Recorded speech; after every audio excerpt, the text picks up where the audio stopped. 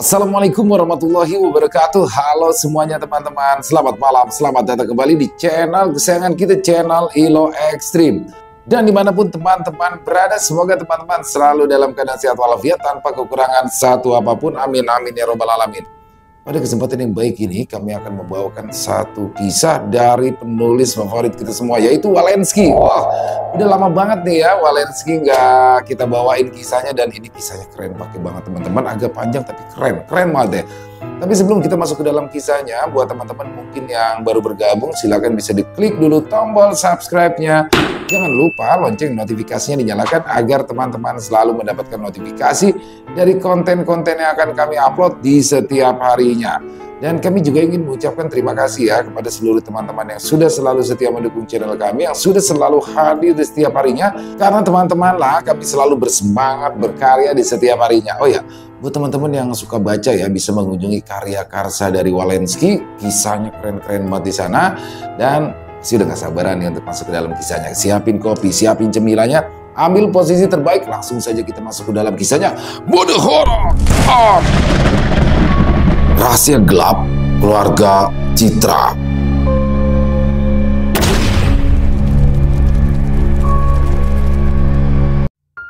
Yo, Rio, ayo pulang.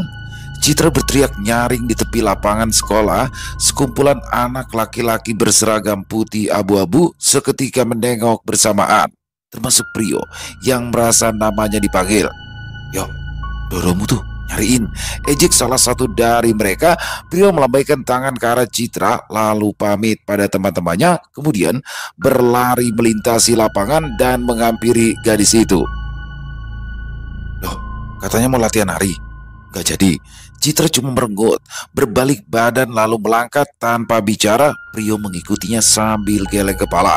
Dia tahu kalau Citra begitu, itu tandanya gadis itu sedang mengambek. Keduanya sampai di parkiran motor. Prio menghampiri motor bututnya lalu setengah mati berusaha menghidupkannya, tapi ia kesulitan. Cepetan dong yo, lagian motor butut begitu masih dipelihara aja sih. Citra bersungut kesal sambil menghentakkan kaki. Prio tersenyum kejut. Kalau orang lain yang bicara begitu mungkin sudah dia damprat, tapi ini Citra, orang yang mesti ia jaga perasaannya. Sabar Cit, biasanya juga nggak begini. Seolah kasihan pada tuannya, sang motor akhirnya menyalak dengan suara memekakan telinga.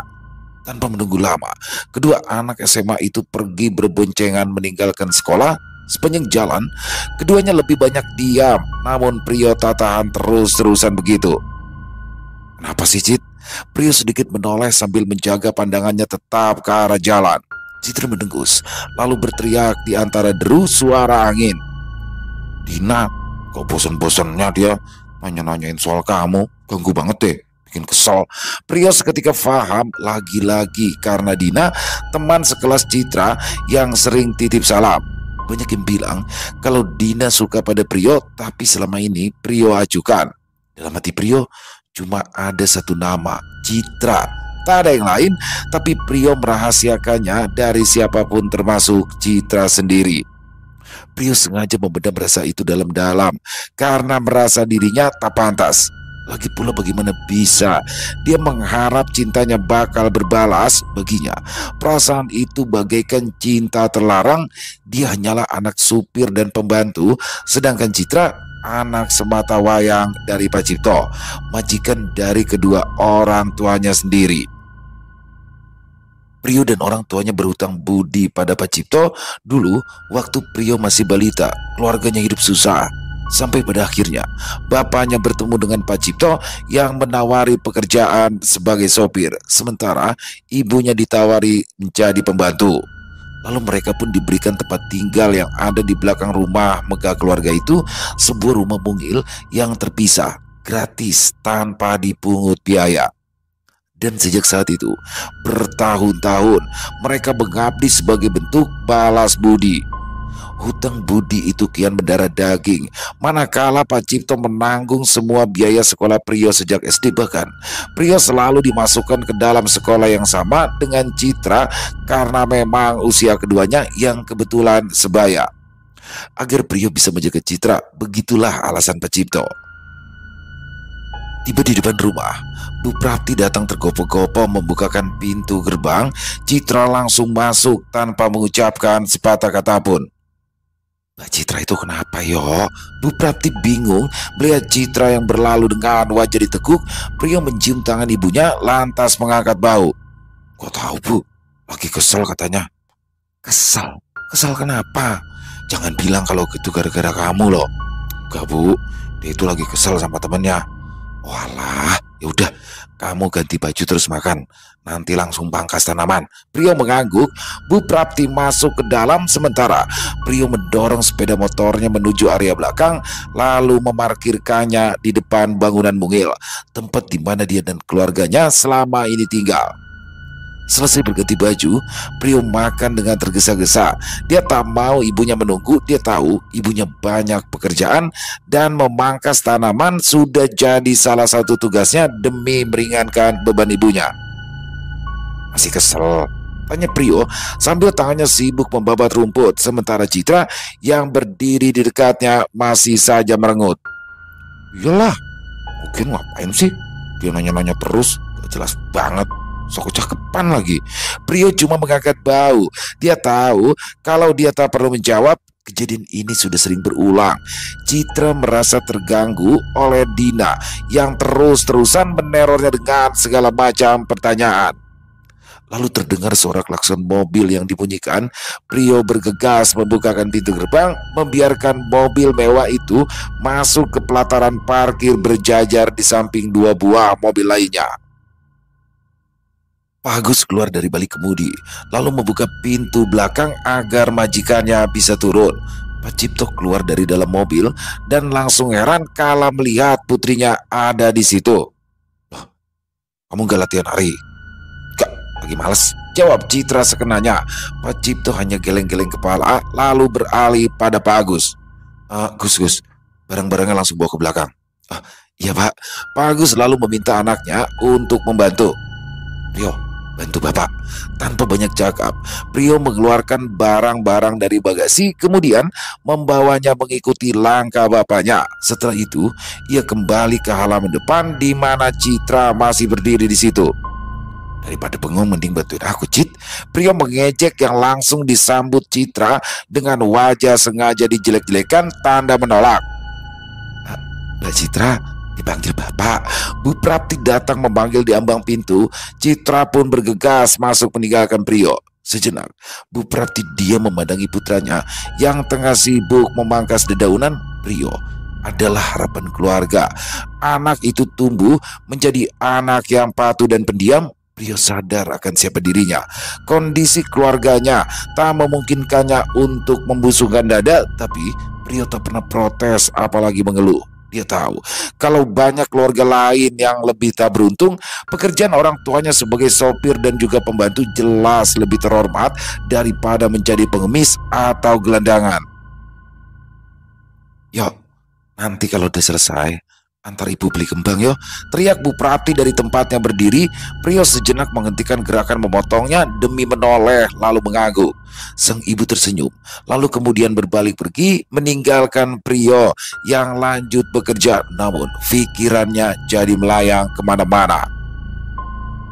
Hampir setiap hari, Prio mengantar ibunya membeli kembang. Bukan kembang biasa, tapi kembang sedap malam yang akan disusun bersanding dengan dupa dan wewangian untuk diletakkan di dalam sebuah kamar kosong.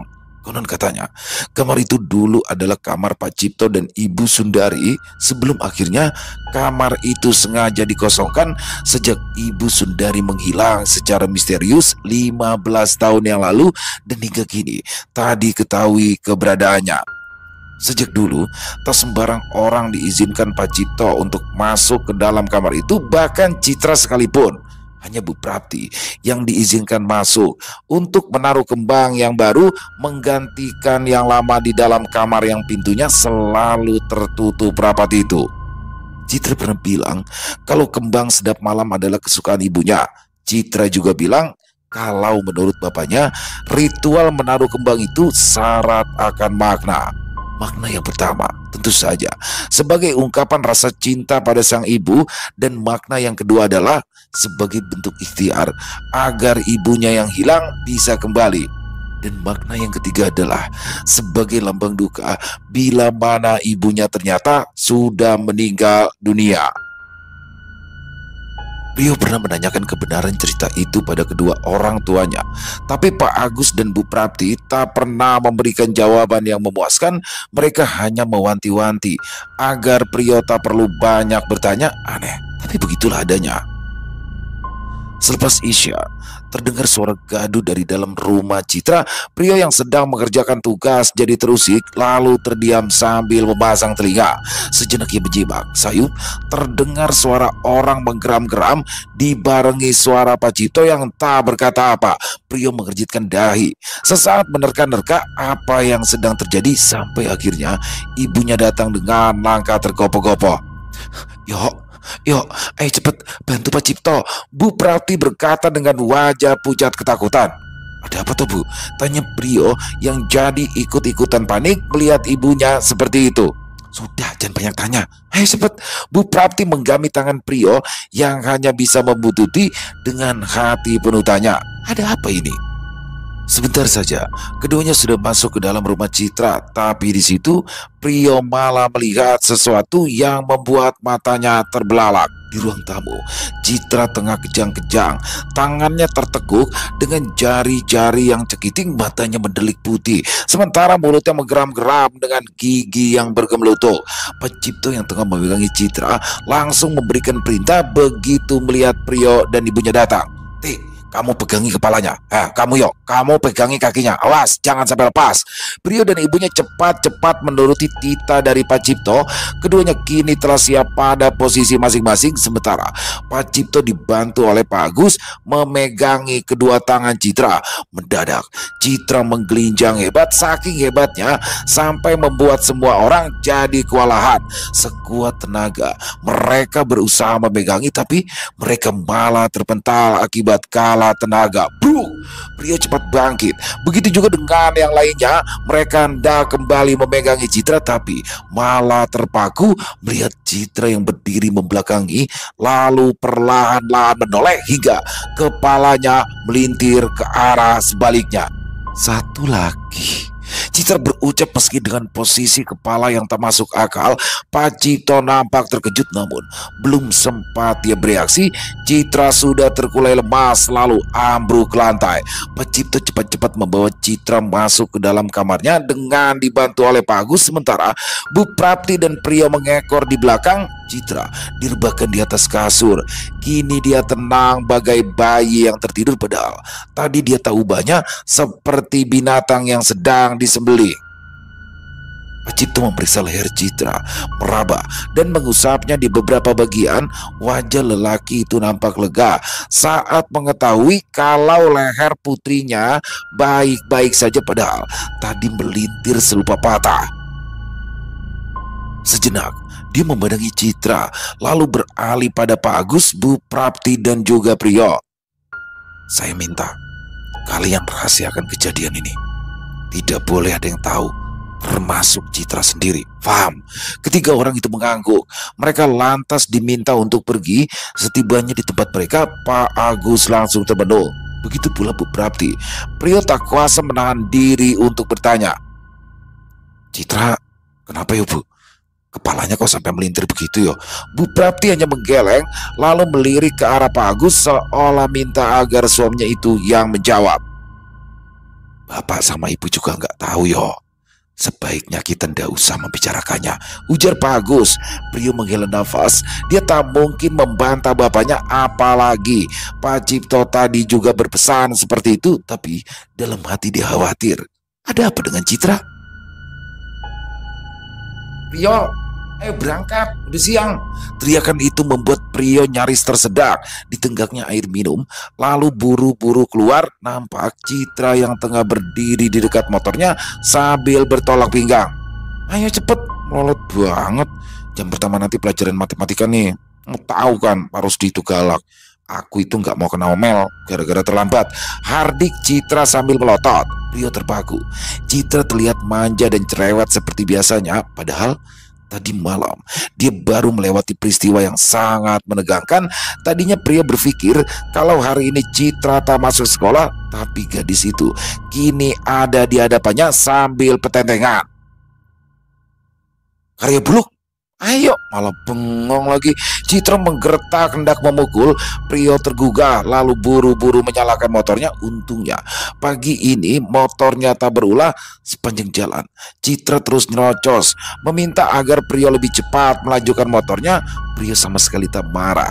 Sikap Citra yang begitu justru membuat kekhawatirannya sejak malam sedikit terkikis. Sampai di sekolah, Citra langsung melesat berlari menuju kelasnya.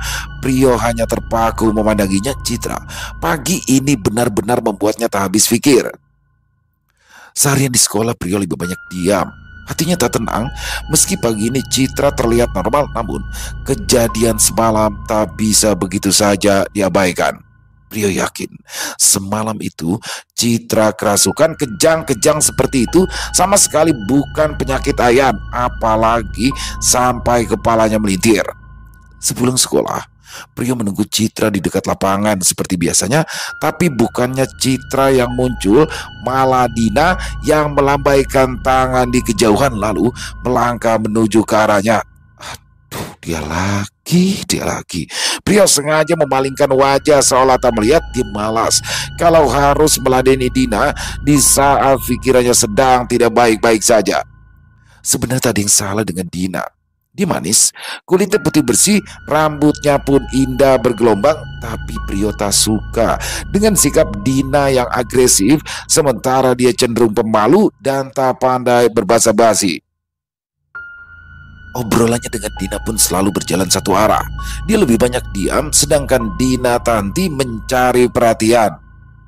Prio nunggu Citra. Dina tersenyum sembari menyisir rambutnya dengan 5 jarinya. Prio mengangguk pelan, lalu Dina mengeluarkan sesuatu dari dalam tasnya. Aku punya coklat, kamu mau? Prio bingung harus bagaimana. Sementara Dina menyodorkan sekotak coklat dan menunggu untuk disambut. Tapi tiba-tiba Citra datang lalu menarik tangan Prio. Ayo, Bapak bilang suruh cepat-cepat pulang. Prio lega. Ia merasa terselamatkan. Tak lama kemudian keduanya sudah pergi berboncengan diiringi tatapan mata Dina penuh rasa iri. Tadi si Dina kasih apa? Citra mendekatkan mulutnya agar suaranya bisa didengar telinga Prio yang tertutupi helm. Coklat. Tadinya aku mau ambil, tapi takut kamu minta. Teriak Prio sengaja berkelakar di tengah suara bising jalan raya. Sebuah jepitan kecil mendarat di pinggang Prio. Sakit, tapi malah membuat darah Prio jadi berdesir. Senyumnya terkembang, matanya melirik spion demi bisa melihat wajah Citra yang cemberut di balik punggungnya. Seandainya Citra bukan anak dari Pak Cipto, ingin sekali Prio mengajaknya berkeliling naik motor, lalu mampir makan bakso di dekat alun-alun. Seandainya Citra gadis biasa, Prio akan sukarela menyisihkan uang jajannya agar bisa mengajak Citra nonton film horor di bioskop sambil berharap gadis itu ketakutan lalu menyembunyikan wajahnya di balik pundaknya. Tapi semua itu hanyalah andai-andai. Kenyataan justru berkata lain. Citra bagaikan bintang di langit yang hanya bisa dikagumi tanpa bisa digapai. Dia tahu banyak, putri raja di atas menara Gading, ada jurang pemisah yang begitu lebar di antara mereka, jurang yang tak akan pernah bisa Prio seberangi meski dia sekuat tenaga melompat. Tapi Tuhan sayang pada Prio. Setidaknya untuk saat ini, tanpa diduga, Citra malah meminta belok ke arah alun-alun agar mereka bisa duduk-duduk sebentar di sana. Prio sumringah, angan-angannya terwujud meski dengan cara yang berbeda. Semalam aku mimpi buruk, Citra berkata serius sesaat setelah mereka duduk di warung es kelapa persis di tepi alun-alun. Prio seolah tak tertarik dengan ucapan itu, lalu menanggapi ala kadarnya sambil asyik menggigiti es batu. Mimpi buruk apa? Citra menghela nafas lalu berucap pelan. Semalam aku mimpi ada di tengah hutan. Nah, di situ ada bapak. Aduh, kamu juga. Prio seketika mengernyitkan dahi, benaknya berpikir, apa itu yang dirasakan Citra tadi malam? Itu mah mimpi biasa, bukan mimpi buruk. Prio mencoba meredam suasana tegang yang mulai tercipta. Citra menggeleng, tanda tak sependapat. Kayak dalam mimpi itu, bapak itu gendong bayi. Lalu tiba-tiba aja bapak motong leher bayi itu. Kemudian minta aku minum darahnya. Serius, Cit? Nyeremin banget sih. Pria seketika terperangah. Citra mengangguk. Diaduk-aduknya es kelapa dalam gelas yang mengembun. Baru kali ini Prio melihat Citra yang begitu khawatir. Gadis itu nampak rapuh. Ingin sekali Prio memeluk Citra, lalu membelai-belai rambutnya agar gadis itu merasa terlindungi. Udah, gak usah dipikirin, cuma mimpi. Lebay banget. Pria sengaja mencibir, berharap Citra langsung marah. Dia lebih suka mendengar Citra mengomel ketimbang melihat gadis itu gundah. Citra menatap wajah Prio lekat-lekat, dan yang ditatap malah jadi salah tingkah. Yuk, kalau misalnya nanti ada apa-apa, kamu bakal ada buat aku kan? Tanya Citra tiba-tiba. Prio menelan ludah. Pertanyaan Citra yang aneh itu seketika membuat tenggorokannya tercekat. Dia mau minum, tapi gelasnya sudah kosong. Ngomong apaan sih? Hanya itu yang bisa Prio ucapkan. Karena tak tahu mesti menjawab apa, suasana canggung seketika buyar oleh ponsel Citra yang berdering. Ada nama bapak yang muncul pada layarnya. Citra pun segera menjawab panggilan itu. Kenapa, Pak? Kamu kemana? Kok belum pulang? Tanya Pak Cipto di seberang sana. Nih, lagi cari buku sama Prio. Ini juga udah mau pulang. Saud Citra sengaja berbohong lalu mengakhiri pembicaraannya. Yuk, Bapak udah nyariin, ujarnya kemudian. Prio mengiyakan, namun dalam hati ia masih terngiang-ngiang atas pertanyaan Citra tadi. Kenapa tiba-tiba ia bertanya seperti itu? Sebulan berlalu tanpa terasa. Peristiwa kesurupan Citra mulai terlupakan. Meski masih menyisakan banyak pertanyaan, keluarga Citra telah kembali pada kesehariannya. Begitu pula dengan keluarga Prio. Sampai pada malam itu, tepat bulan purnama, selepas maghrib, Prio diminta Citra untuk membantunya mengerjakan PR. Prio tak pernah menolak. Dengan senang hati dia melakukannya, meski akhirnya malah dialah yang mengerjakan PR, sedangkan Citra cuma ongkang-ongkang kaki. Yuk, kamu beneran gak suka sama Dina? Tanya Citra yang duduk di belakang Prio sembari memainkan ponsel. Prio seketika menoleh dengan wajah cemberut. Duh, Cit, kita kan lagi belajar. Ngapain sih malah bahas yang begituan? Ya aku penasaran aja sih. Siapa tahu kamu akhirnya suka sama dia. Memangnya kalau aku jadi suka, terus kenapa?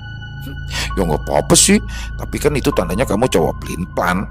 Awalnya bilang gak suka, tapi akhirnya nyosor juga. Dasar kucing garong. Citra mencibir dekat wajah Prio. Prio cuma geleng kepala lalu kembali fokus pada buku-buku yang ada di hadapannya.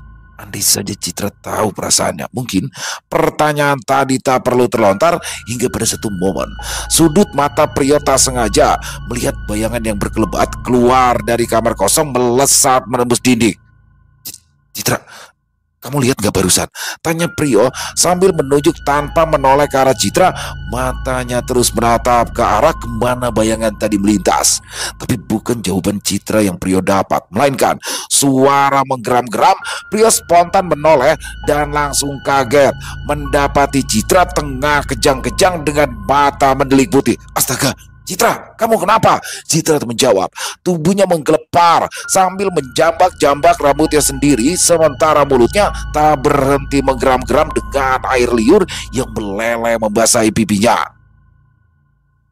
Prio spontan berteriak menggemas yang teror ruang tamu. Pak Cipto, Citra Pak. Yang dipanggilnya segera keluar dari dalam kamar dan langsung terkejut melihat putrinya kelojotan di lantai. Lalu muncul Pak Agus dan juga Bu Prapti yang datang tergopoh-gopoh. Ya Allah, Mbak Citra.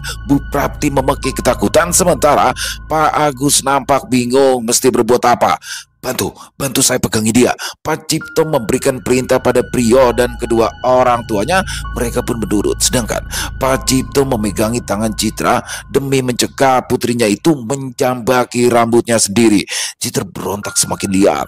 Tubuhnya menggelincang tak karuan, sementara setiap orang setengah mati berusaha memegangi. Namun sama seperti kejadian tempo hari, gerakan Citra makin tak terkontrol hingga Pak Cipto dan yang lainnya malah terpental tercerai-berai.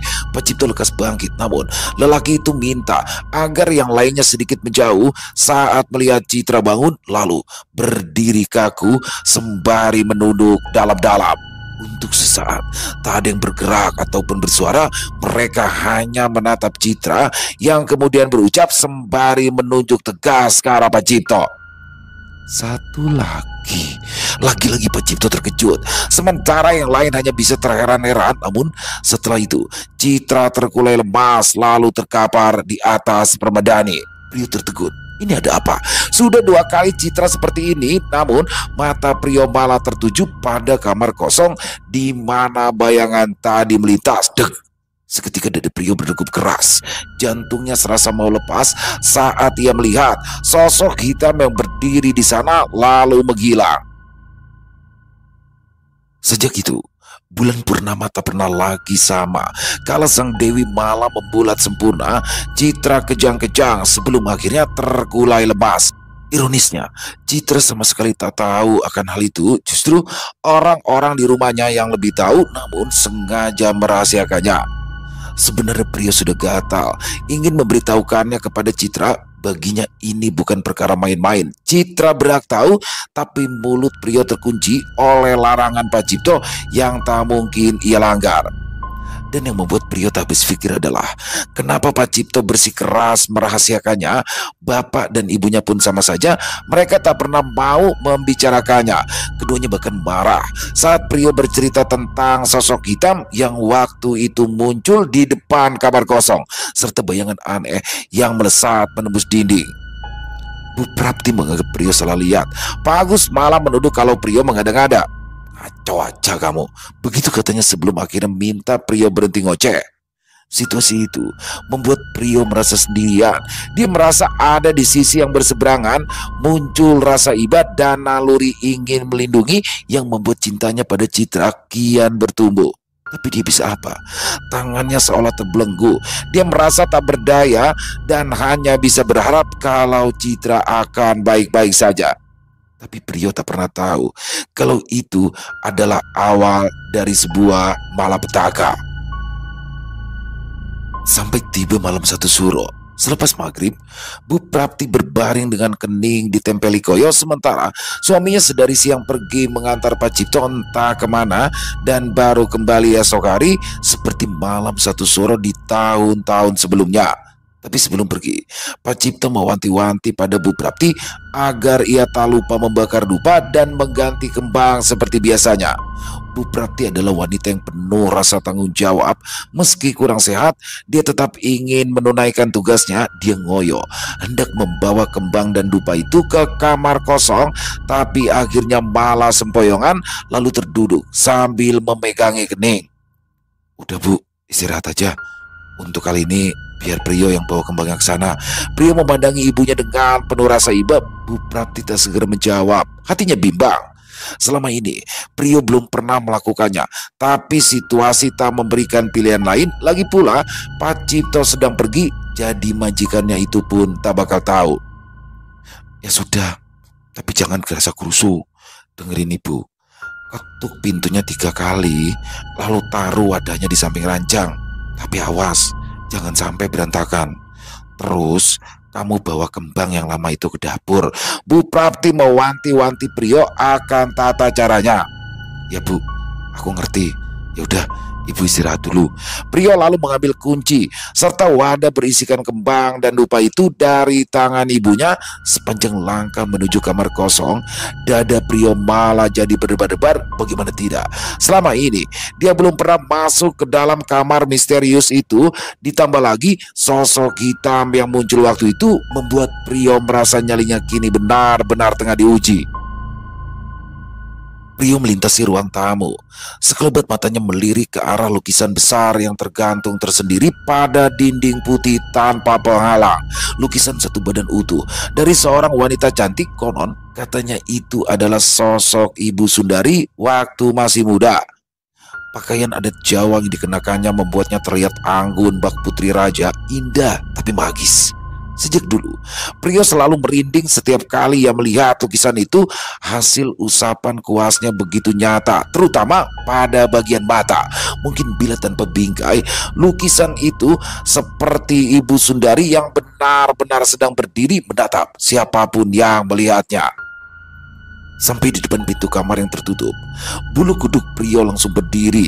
Nyalinya makin redup seiring jantungnya yang keras berdegup. Andai saja bukan demi ibunya, Prio akan berpikir dua kali untuk melakukan aktivitas ini.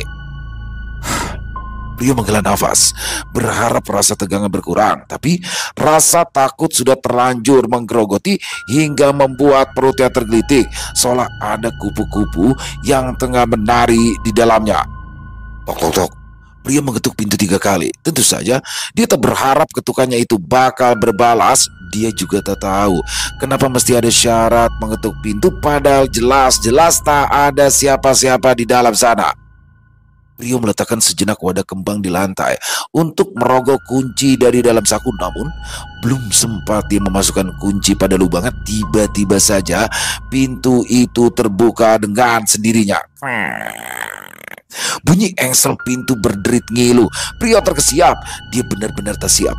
Kepalanya spontan celingak-celinguk entah mencari apa, tapi kemudian dia sadar tak ada siapa-siapa di situ kecuali dirinya.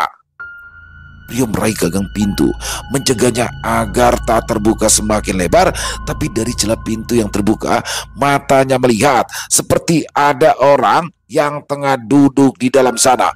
Prio terkejut. Orang itu ternyata adalah Citra yang sedang duduk mengenakan pakaian adat Jawa sama persis seperti yang dikenakan ibunya dalam lukisan. Sejenak Prio diam dengan batin yang ribut. Bagaimana mungkin Citra bisa ada di dalam sana? Lalu kenapa Citra berpakaian seperti itu? Citra, kamu sedang apa di sini? Tanya Prio setengah berbisik, tapi Citra hanya diam. Dia tak menjawab apalagi bergeming. Untuk sesaat Prio bimbang, tapi rasa penasarannya mengalahkan rasa takutnya lagi pula.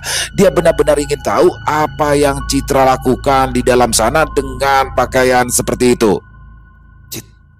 Citra, Prio coba kembali memanggil. Ia mulai melangkahkan kakinya masuk ke dalam kamar bersama dengan semerbak aroma dupa yang ikut menyeruak masuk.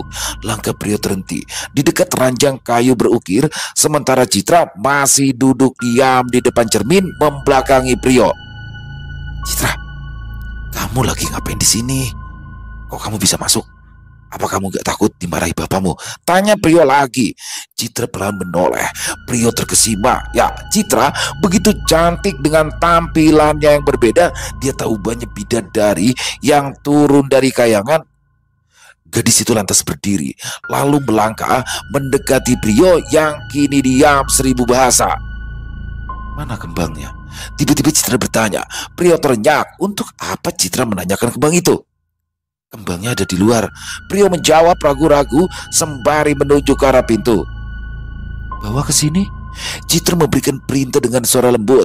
Prio heran kala mendengar permintaan itu, namun dia menurut lalu melangkah keluar dengan hati penuh tanya. Prio mengambil wadah berisi kembang lalu hendak membawanya masuk ke dalam kamar, tapi baru sampai di ambang pintu, dia terperanjat ketika melihat sosok menakutkan yang berdiri di dalam sana. Allahu Akbar! Prio spontan bertakbir. Wadah kembang di tangannya sampai jatuh berantakan sesaat. Prio tak kuasa berpaling. Dia terpaku melihat sosok menakutkan itu. Tubuhnya hitam legam, rambutnya putih panjang terurai hingga menyentuh lantai. Matanya merah menyala, menembus sela-sela rambut yang menutup wajahnya.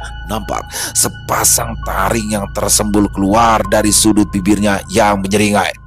Yo, Prio, kamu kenapa? Prio terenyak dan spontan menoleh. Ada ibunya yang tiba-tiba sudah berdiri tepat di belakangnya. Di dalam, Bu. Di dalam ada. Pria tak mampu melanjutkan kalimatnya ketika mendapati pintu kamarnya kini tertutup rapat, padahal tadi jelas-jelas pintunya terbuka dan sosok hitam berambut putih itu ada di dalam sana. Prio meraih gagang pintu, lalu mengguncang-guncangnya demi memastikan, tapi pintunya benar-benar terkunci. Bisa. Kamu itu ngapain yo? Bu Prapti seketika mengernyitkan dahi melihat anaknya yang kebingungan, namun matanya kini tertuju pada kembang yang berserakan di lantai. Ya ampun, kenapa jadi berantakan begini Toyo? Pria tak tahu bagaimana menjelaskannya. Dia ingin bercerita, tapi dia sadar kalau pintu yang kini tertutup rapat itu hanya akan membuat ceritanya terdengar seperti bualan saja. Tadi pintunya terbuka sendiri. Aku kaget sampai kembangnya jatuh. Hanya itu kalimat yang akhirnya keluar dari mulut Prio. Bu Prapti langsung geleng-geleng kepala.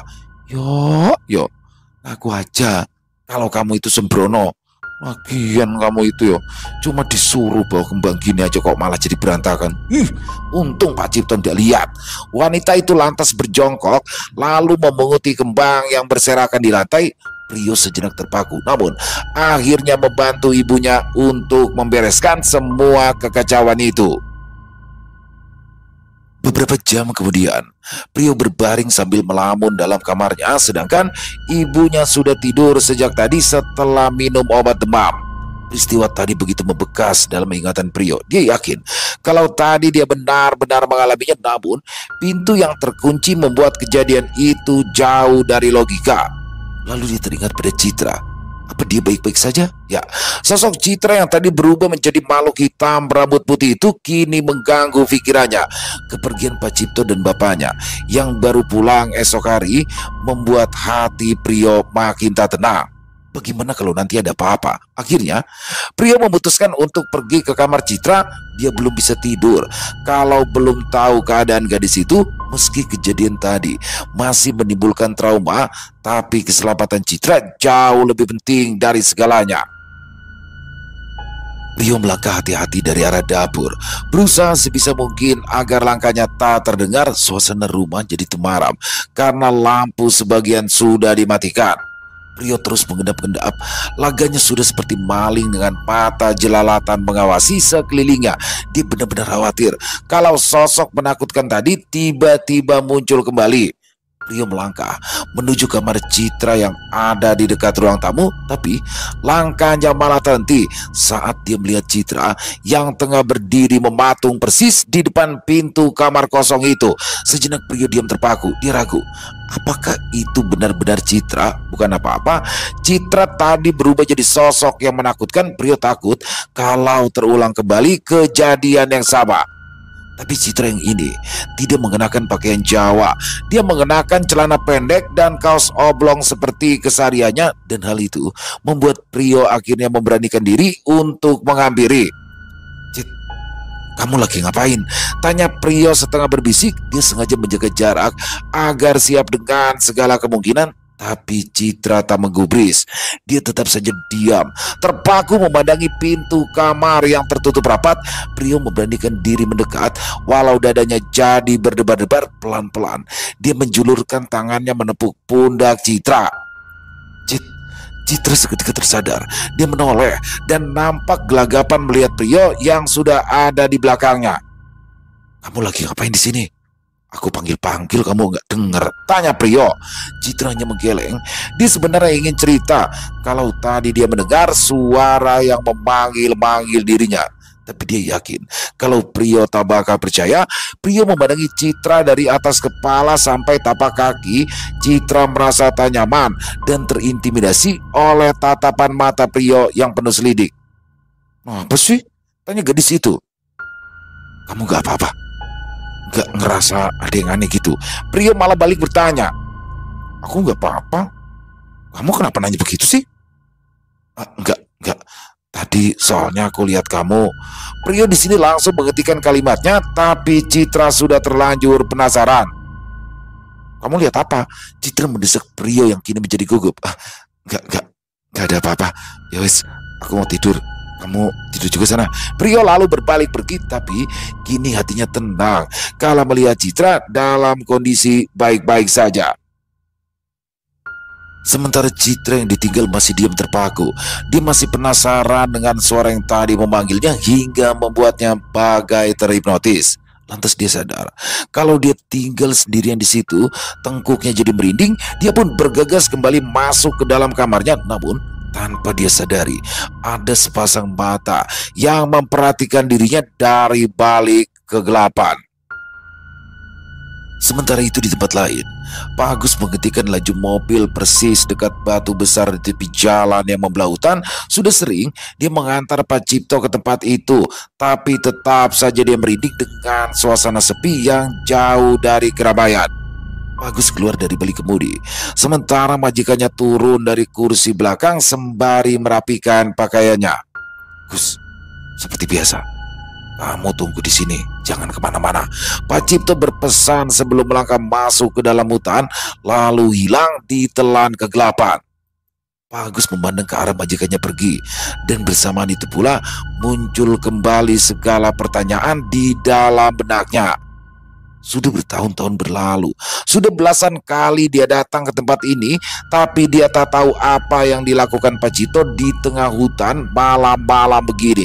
Karena setiap kali datang, dia hanya diminta untuk menunggu majikannya itu hingga kembali. Sebenarnya dia tak mau ambil pusing.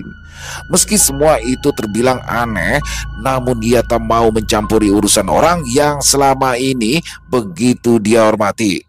Tapi semua itu tak serta-merta memupuskan semua kecurigaannya, apalagi dia kerap mendengar suara tangisan bayi dari dalam hutan sana. Bayi siapa itu? Demit atau manusia?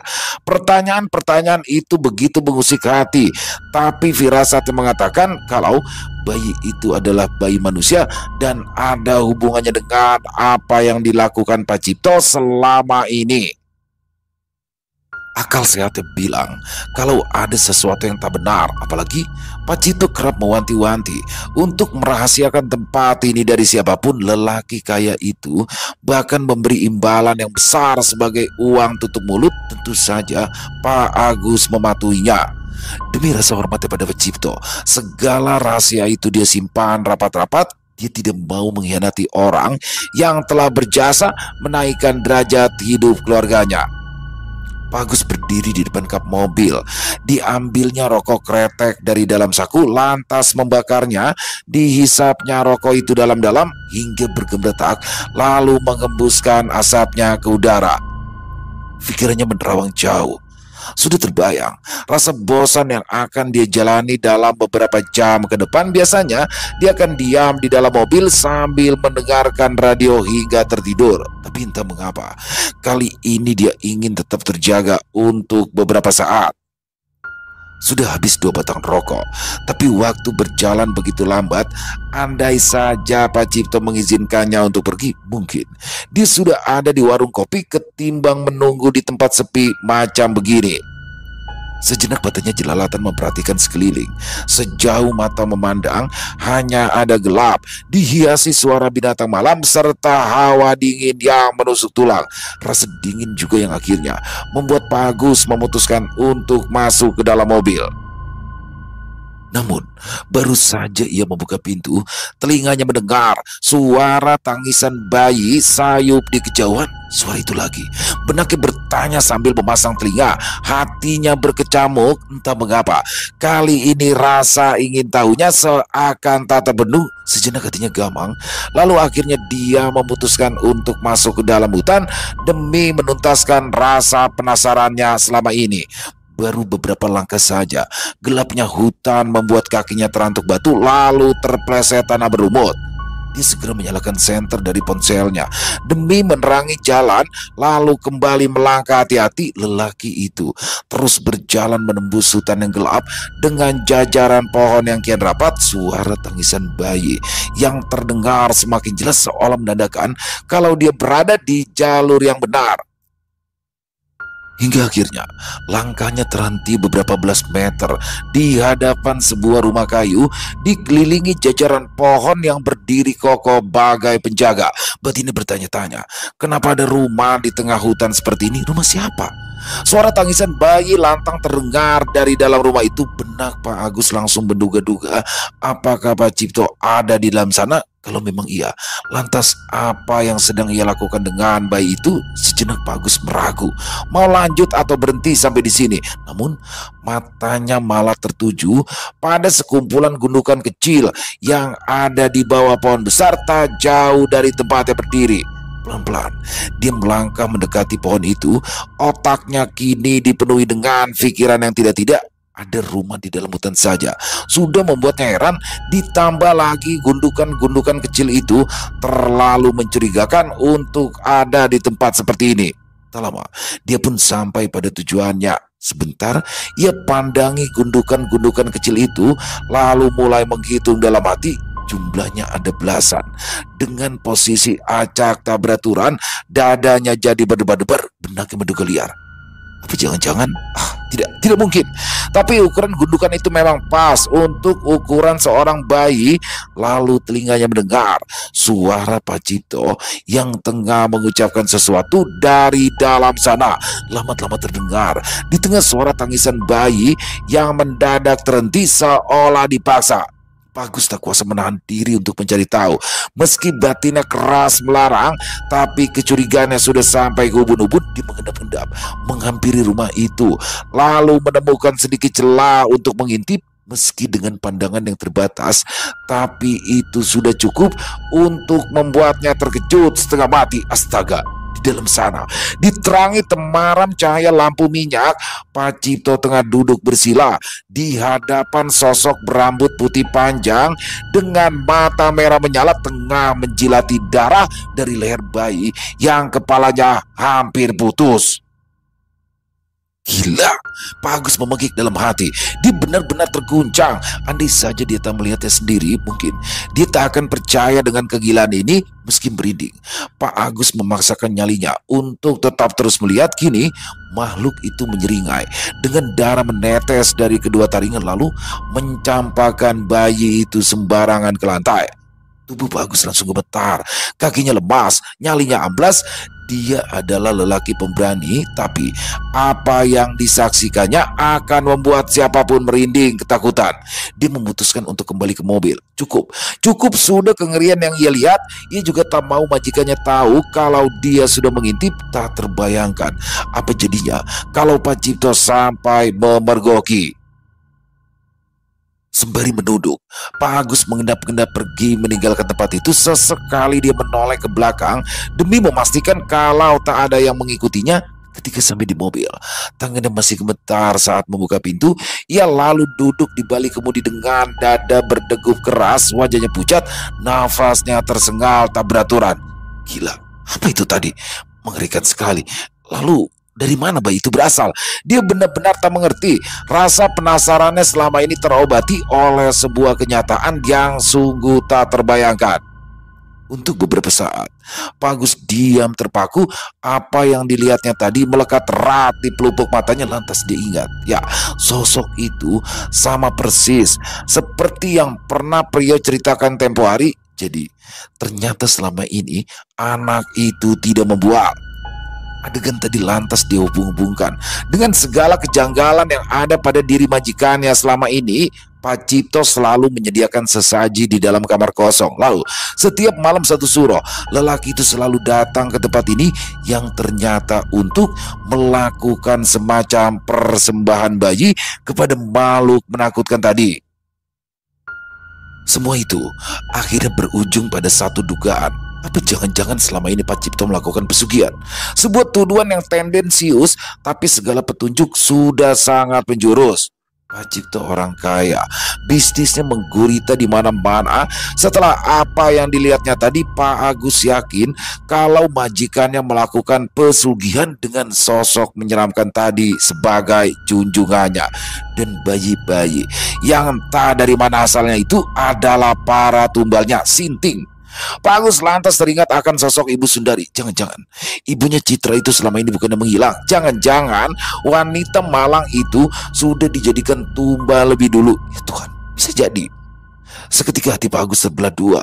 Dia ingin berhenti kerja saat itu juga. Dia tak mau mengabdi pada orang gila. Tapi di sisi lain masih ada anak istrinya yang butuh untuk dinafkahi. Berhenti kerja tiba-tiba juga akan mengundang pertanyaan. Jadi dia harus bagaimana? Pak Agus terus merenung tak berapa lama hingga matanya lamat-lamat meredup kemudian terpejam sampai akhirnya dia terbangun saat mendengar kaca mobil yang diketuk-ketuk. Gus, bangun Gus. Pak Agus membuka mata lalu terkejut kala mendapati Pak Cipto yang sudah berdiri di luar mobil. Suasana terang benderang menandakan kalau hari sudah pagi, padahal dia merasa baru saja tertidur sebentar. Pak Agus cepat-cepat keluar dari dalam mobil lalu membuka pintu belakang dengan gugup. Maaf Pak, saya ketiduran. Pak Cipto mengangguk dengan wajah yang nampak lelah. Ayo pulang, ujarnya seraya masuk lalu duduk di bangku belakang. Pak Agus menghidupkan mesin kemudian melajukan mobil itu meninggalkan tempat itu. Sepanjang jalanan ia lebih banyak diam. Setelah apa yang dilihatnya semalam, pandangannya terhadap Pak Cipto kini berubah total. Apa Gus? Pak Cipto bertanya setelah memergoki sopirnya beberapa kali melirik dari spion tengah. Enggak apa-apa Pak. Kamu lapar? Mau makan dulu? Kalau kamu mau, nanti kita mampir di warung. Enggak Pak, enggak perlu Pak. Nanti di rumah saja. Pak Agus coba bersikap biasa lalu fokus mengemudi, namun pikirannya melayang kemana-mana. Bagaimana tidak, selama ini dia dan keluarganya ternyata mengabdi pada seseorang yang melakukan pesugihan. Dia jadi khawatir dengan keselamatan keluarganya. Bagaimana kalau nanti mereka ikut dijadikan tumbal? Pak Cipto memang telah berjasa pada keluarganya, tapi hal itu tak mesti ditebus dengan mengorbankan nyawa. Sejak sampai di rumah, sepanjang hari Pak Agus terus saja merenung. Pikirannya dipenuhi berbagai macam pilihan yang belum tentu berakhir baik, tapi dia harus memilih. Tak ada waktu untuk bertele-tele. Sikapnya tentu saja mengundang perhatian dari istrinya. Bu Prapti heran melihat suaminya sejak tadi diam tanpa beranjak dari tempat duduk. Kamu kenapa sih? Kok dari tadi aku perhatiin kamu ngelamun terus? Tanya Bu Prapti pada suaminya. Pak Agus hanya menggeleng. Sebenarnya dia ingin sekali berbagi cerita dengan istrinya itu, tapi terlalu banyak pertimbangan yang membuatnya memilih menyimpan cerita itu untuk sementara waktu. Bu, tabungan kita sudah ada berapa?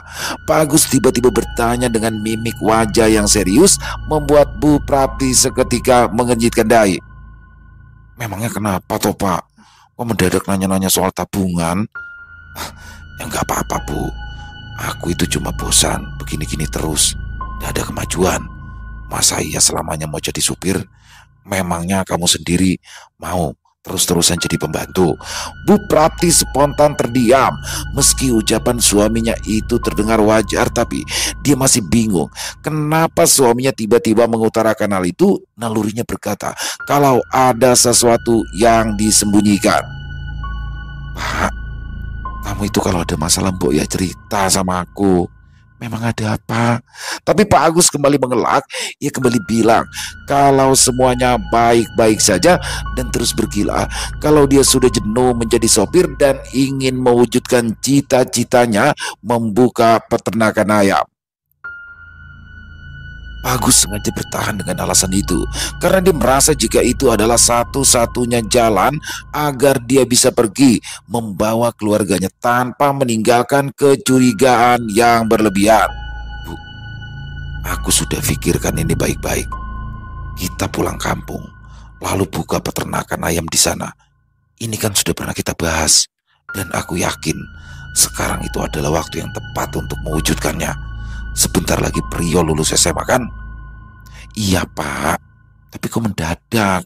Udah ada angin, udah ada hujan, kok tiba-tiba kamu ngomong masalah kayak gini? Pak Agus menghela nafas. Seandainya saja istrinya tahu alasan sebenarnya, mungkin wanita yang sudah dinikahinya belasan tahun itu akan langsung setuju tanpa banyak bertanya lagi. Tapi mau bagaimana lagi? Dia tak bisa menceritakannya untuk saat ini. Dia khawatir seandainya istrinya tahu, wanita itu akan panik dan ketakutan hingga bersikap berlebihan. ketagihan sesuatu yang justru ingin dia hindari. Pokoknya aku sudah mantap, Bu. Aku mau izin sama Pak Cipto untuk pulang kampung. Aku mau urus semuanya dari sekarang. Jadi setelah Prio lulus nanti, usaha kita sudah bisa jalan dan anak itu bisa langsung membantu kita. Bu Prapti hanya bisa mengangguk meski segalanya serba mendadak dan terkesan buru-buru. Namun dia tahu tak ada gunanya berdebat dengan suaminya yang dikenal keras kepala. Pak Agus lantas memanggil Prio yang sejak kejadian semalam terus mengurung diri di dalam kamarnya. "Yuk, Bapak mau pulang kampung. Bapak mau buka peternakan ayam di sana. Jadi mulai sekarang, Bapak mau mempersiapkan semuanya. Nanti setelah kamu lulus sekolah, kamu bisa langsung ikut bantu-bantu." Prio terkejut lalu spontan mendebat. "Loh Pak, kok mendadak kayak gini? Lagian setelah lulus nanti rencananya aku mau kuliah di sini sama Citra. Kami malah udah cari-cari universitas yang cocok biar bisa kuliah bareng." Tapi Pak Agus menggeleng lantas kembali menambahkan, "Yo, kamu dengerin Bapak. Kuliah itu makan biaya. Bapak itu ndak mau terus-terusan ngerepotin Pak Cipto. Lebih baik kamu bantu-bantu Bapak dan Ibu urus ternak ayam. Pokoknya kamu itu harus menurut apa kata Bapak." Prio ingin kembali mendebat, namun urung terjadi ketika ibunya memberikan tanda untuk diam. Dia memang diajarkan untuk patuh pada orang tua. Akhirnya tanpa banyak bicara, Prio kembali masuk ke dalam kamar dengan hati yang berkecamuk. Pulang kampung, lalu berternak ayam, tak pernah terbayangkan sedikit pun dalam benaknya. Sebenarnya bukan itu yang membuat hatinya gundah, tapi berpisah dengan Citra. Itulah yang menjadi penyebabnya. Apa jadinya kalau dia harus menjalani hari-harinya tanpa Citra? Sejak kecil dia tak pernah jauh dari gadis itu. Rasa rindu tak pernah ada dalam kamusnya. Tapi menentang bapaknya adalah sesuatu yang tak boleh ia lakukan. Lagi pula meskipun rencana bapaknya terkesan mendadak, tapi dalam hati Prio mengakui kalau semua itu baik demi masa depan keluarganya. Malam harinya, Pak Agus mengutarakan niatannya untuk pulang kampung kepada Pak Cipto. Tentu saja Pak Cipto terkejut meski hal itu pernah ia dengar dari Pak Agus jauh sebelumnya, tapi ia tak menyangka kalau bakal secepat ini. "Kamu serius, Gus? Apa sudah kamu pikirkan baik-baik?" "Serius, Pak. Saya sudah pikirkan semuanya dan saya yakin kalau sekarang adalah waktu yang tepat untuk memulainya." Pak Cipto sejenak terdiam sambil manggut-manggut. Sementara Pak Agus hanya menunduk demi menghindari kontak mata. Ya, dia tak pandai berbohong. Ia takut majikannya tahu ada yang dia sembunyikan di balik tatapan matanya. "Ya sudah, ya sebenarnya saya masih kaget. Tapi kan saya tidak bisa menghalangi niatanmu. Saya izinkan kamu pergi dan kamu boleh bawa mobil supaya perjalanan kamu menjadi lebih nyaman." Pak Agus seketika mengangkat wajah dengan hati gembira. Ia benar-benar tak menyangka dengan jawaban yang baru ia dengar. "Serius, Pak?" Pak Cipto mengangguk demi meyakinkan sopirnya itu. "Iya, Gus. Selama ini kamu sudah saya anggap keluarga sendiri. Ya jadi tidak ada salahnya dong kalau saya sedikit membantu. Hubungi saya kalau nanti kamu memang butuh apa-apa." "Terima kasih, Pak. Terima kasih." Pak Agus menjabat tangan Pak Cipto erat-erat. Diberi izin pulang kampung saja sudah membuatnya girang, apalagi sampai dipinjami mobil segala. Hatinya sumringah karena rencananya berjalan sesuai harapan. Namun seusai menemui Pak Cipto dan melihat reaksi lelaki itu, benak Pak Agus malah dihantui rasa bersalah. Ya, dia merasa tak nyaman karena sudah berbohong pada majikannya. Tapi begitu teringat kembali akan peristiwa mengerikan di hutan itu, tekadnya kembali membulat. Dia harus membawa keluarganya pergi dari tempat ini, meninggalkan zona nyaman yang baginya kini telah berubah menjadi ancaman. Esok harinya, selepas subuh, Pak Agus pergi diiringi tatapan nanar dari mata putranya. Bagaimana bisa Prio gembira? Kepergian bapaknya adalah awal dari perubahan yang dia yakini akan terasa berat. Sudah terbayang hari-hari penuh kerinduan yang akan dia jalani ke depannya nanti. Sepanjang perjalanan ke sekolah, Prio lebih banyak diam. Tadinya pikirannya sudah dihantui sosok menakutkan yang dilihatnya semalam, tapi semua itu pupus oleh sesuatu yang lebih menyeramkan lagi. Ya, berpisah dengan Citra itu jauh lebih menakutkan ketimbang setan manapun yang ada di dunia ini. Citra yang duduk membonceng di belakang Prio pun jadi serba salah. Pada awalnya, dia ingin menceritakan tentang suara tanpa wujud yang memanggil-manggilnya semalam. Tapi setelah tahu niat Pak Agus untuk pulang kampung, kini dia tak tahu harus bagaimana. Sebelum sekolah, Citra mengajak Prio untuk kembali pergi ke alun-alun.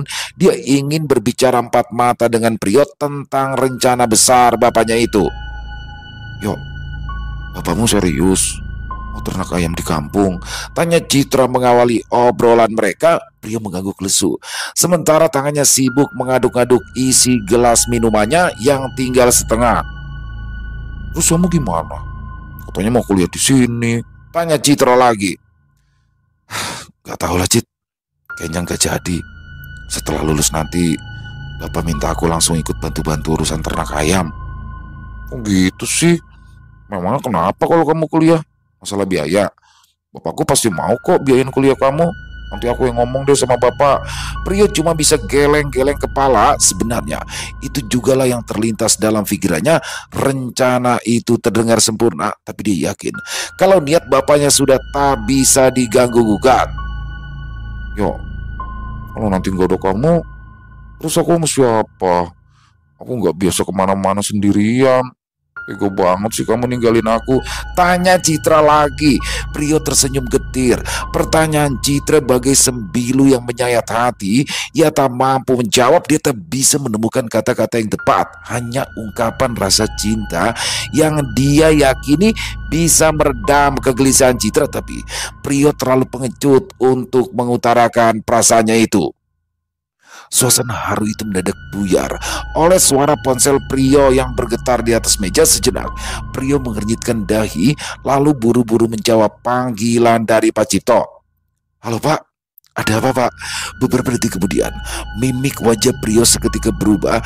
Citra pun heran kala melihat hal itu, apalagi melihat mata Prio jadi berkaca-kaca. "Ya, kenapa?" Citra bertanya tak sabaran melihat Prio yang dia mematung seusai menerima panggilan telepon tadi. "Bapakku, Cit. Bapakku meninggal. Dia kecelakaan." "Yang bener, Yo. Jangan bercanda kamu." Citra memekik lantang minta diyakinkan. Prio cuma mengangguk, lalu menengadah menatap langit dengan pandangan datar. Langit laksana menghitam, bumi bagai terbelah, sayapnya seolah patah jatuh terjerembab di tanah yang basah. Prio meratap, meluapkan kesedihannya. Dia tak peduli kalau itu akan mengundang perhatian dari orang-orang di sekitarnya. Selama ini dia dibentuk untuk menjadi lelaki yang kuat, tapi kehilangan bapak adalah sesuatu yang membuat mentalnya goyah. Prio lalu menangis. Dia tak mampu lagi membendung air matanya. Tiba-tiba saja dia merasa tak utuh. Ada sesuatu yang seakan direnggut paksa darinya. Kini dia merasa rapuh, rentan, tak terlindungi. Citra pun ikut menangis. Tak terbayangkan bagaimana sakitnya kehilangan orang yang dicintai. Detik itu juga mereka bergegas pulang hanya untuk melihat Bu Prapti yang menangis meraung-raung dengan mata yang merah sebab. "Yo, Bapak, yo." Bu Prapti merintih pilu dalam pelukan Prio. Hati Prio bagai teriris, namun dia mencoba untuk terlihat kuat di depan ibunya. Lagi pula, kepada siapa ibunya harus berpegangan kalau dia juga ikut-ikutan lemah? Jenazah Pak Agus segera dibawa pulang untuk dimakamkan, diiringi isak tangis orang-orang yang mengenalnya. Kematian Pak Agus yang tiba-tiba itu membuat banyak orang masih tak percaya, apalagi menurut saksi mata cara kematiannya terbilang aneh. Banyak yang melihat kalau Pak Agus tiba-tiba saja menghentikan mobilnya di tengah jalan, lalu keluar berlari ketakutan hingga akhirnya tubuhnya remuk tertabrak bis malam yang melaju kencang dari arah berlawanan. Kabar itu juga sampai ke telinga Prio. Hatinya pun semakin sedih, ditinggal mati bapaknya saja sudah membuat hatinya hancur, ditambah lagi dengan penyebab kematian bapaknya yang syarat akan misteri. Tapi segala pertanyaan itu hanya bisa dia simpan dalam hati. Dia tak ingin menambah beban pikiran dengan hal yang bukan-bukan. Dia coba berlapang dada, berusaha ikhlas merelakan bapaknya pergi bersama dengan harapan dan cita-citanya yang harus kandas di tengah jalan. Tapi Prio tak pernah tahu kalau bapaknya mati membawa segala rahasia tentang keluarga Citra. Selesai. Wow, luar biasa kisah dari Walensky. Dan di sini dapat semua nih. Dapat semua ya. Horornya dapat, romansnya dapat, misterinya juga dapat. Jadi horornya ya bagaimana nggak horor ketika si Citra kesurupan itu palanya bisa muter sampai belakang loh, habis itu ngomong. Itu scene, salah satu scene yang paling dapat kalau bagi saya horornya ya. Dan yang pasti di sini mulai kebangun nih romance antara Citra dan Prio ya. Bagaimana seperti Pungu Kelindukan Bulan ya, bagaimana Prio anak seorang pembantu di rumah Citra dan Citra adalah anak dari majikannya. Tapi kalau dari sini sih terlihat lah ya bahwasanya juga Citra juga ada rasa sama Prio. Dan kalau Prio sih jelaskan udah pasti, tapi di sini jadi ada harapan untuk bersatu. Dan ini akan ada kelanjutannya teman-teman. Besok akan ada lanjutannya untuk kisah ini karena memang panjang sekali ya. Panjang sekali, jadi terpaksa harus kami pisah di sini. Tapi emang bener-bener kisah ini keren banget. Dan menurut saya keluarga Citra ini ya adalah kisah rahasia Citra ini adalah salah satu kisah terbaik yang pernah diluncurkan oleh Walensky ya kalau menurut saya. Dan keren banget. Bang Walensky, ditunggu lagi kisah-kisah selanjutnya. Dan semoga juga kisah barusan bisa menghibur teman-teman semua para pecinta penikmat horror misteri. Lebih khusus lagi kepada para subscriber dari channel Ilo Extreme. Silakan buat yang punya komentar lain, yang punya pendapat lain bisa menuliskan di dalam kolom komentar. Ataupun hanya sekedar saling menyapa. Insya Allah kami akan membalasnya satu persatu. Buat yang suka dengan kisah barusan bisa diklik tombol like atau tombol jempolnya. Dan buat teman-teman juga bisa di-share dong link videonya ini ke teman-teman yang lain ya, agar juga ikut merasa terhibur. Buat teman-teman yang baru bergabung atau yang sudah lama bergabung tapi lupa belum diklik tombol subscribe-nya, yuk bisa diklik dulu tombol subscribe-nya. Jangan lupa lonceng notifikasinya dinyalakan agar teman-teman selalu mendapatkan notifikasi dari konten-konten yang akan kami upload di setiap harinya. Dan untuk channel Ilo Extreme kami upload setiap hari teman-teman ya, setiap malam jam 7 malam waktu Indonesia bagian Barat. Oh ya, buat teman-teman yang mungkin punya kisah horor misteri ya, yang apabila mungkin berkenan dibawakan di channel kami, silakan bisa mengirimkannya ke nomor telepon kami yang ada di bawah sini. Dan bebas ya, dalam bentuk tulisan boleh, dalam bentuk rekaman suara boleh, senyamannya teman-teman aja pokoknya. Buat teman-teman yang sudah pernah mengirimkan kisah, kami ucapkan terima kasih. Dan di akhir kata saya Ilo mengucapkan permohonan maaf apabila mungkin dalam pembawaan kisahnya ada kata-kata saya yang salah ataupun ada kata-kata saya mungkin yang kurang berkenan. Saya mohon dibukakan pintu maaf yang seluas-luasnya. Sampai berjumpa lagi di konten-konten kami selanjutnya yang pasti tidak kalah ngerinya, yang pasti tidak kalah seramnya, masih bersama saya Ilo di channel Ilo Extreme. Salam sehat, sukses selalu untuk kita semua. Wassalamualaikum warahmatullahi wabarakatuh.